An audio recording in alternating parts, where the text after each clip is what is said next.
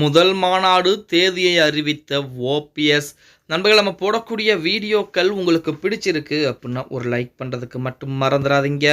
அதிமுகவை பொறுத்த வரைக்கும் கடந்த வருடங்களிலே மதுரையிலே மிகப்பெரிய ஒரு மாநாடு நடத்தி காமித்தார் எடப்பாடி பழனிசாமி. அதற்கு அடுத்தபடியாக ஓபிஎஸும் திருச்சியிலே முப்பெரும் விழா அப்படிங்கிற ஒரு மாநாட்டை நடத்தி காமித்தார்.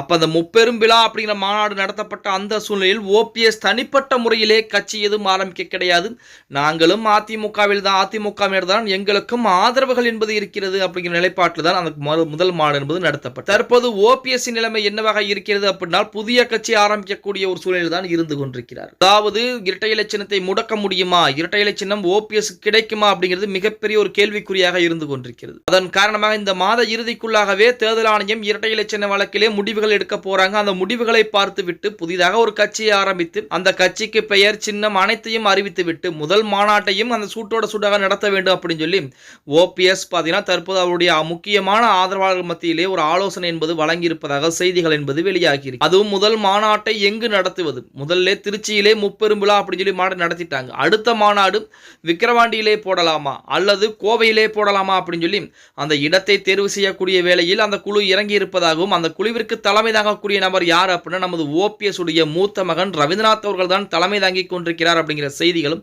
தற்போது வெளியாகி இருக்கிறது அப்படின்னே சொல்லும். இது எது எப்படி இருந்தாலும் இந்த வருடம் இறுதிக்குள்ளாகவே கண்டிப்பாக ஓபிஎஸ் புதிதாக ஒரு மாநாட்டை, மிக பிரம்மாண்டமான ஒரு மாநாட்டை போட இருக்கிறாராம். அந்த மாநாட்டின் மூலமாக 2026 சட்டமன்ற தேர்தலுக்கு அவர் அடித்தளம் போட்டு விட்டார், அவருடைய புதிய கட்சியை ஆரம்பிக்க போகிறார் அப்படிங்கிற மாதிரி செய்திகள் எல்லாம் நாளுக்கு நாள் வெளியாகி கொண்டேதான் இருக்கிறது அப்படின்னே கூட சொல்லலாம். எது எப்படி இருந்தாலும் ஓபிஎஸ்ஐ பொறுத்த வரைக்கும் இனி மறுபடியும் அதிமுகவை கைப்பற்ற முடியுமா, அதிமுகவில் ஒன்றிணைய முடியுமா அப்படின்னு பார்த்தா அதற்கு வாய்ப்புகள் என்பது மிக மிக குறை. இனி புதிய கட்சி ஆரம்பித்து அந்த கட்சியின் மூலமாக 2026 சட்டமன்ற தேர்தலிலே போட்டியிட்டு தனக்கான ஒரு வாக்கு சதவீதத்தை நிரூபித்து காட்டக்கூடிய ஒரு கட்டாயத்திலே இருக்கிறார் ஓபிஎஸ். பொறுத்திருந்து பார்க்கலாம். ஓகே गाइस, வீடியோ பிடிச்சிருந்தா மறக்காம ஒரு லைக் பண்ணி விட்டுருங்க. அப்படி இந்த வீடியோ ஃப்ரெண்ட்ஸ் அண்ட் ஃபேமிலிக்கும் ஒரு ஷேர் பண்ண மறந்துடாதீங்க.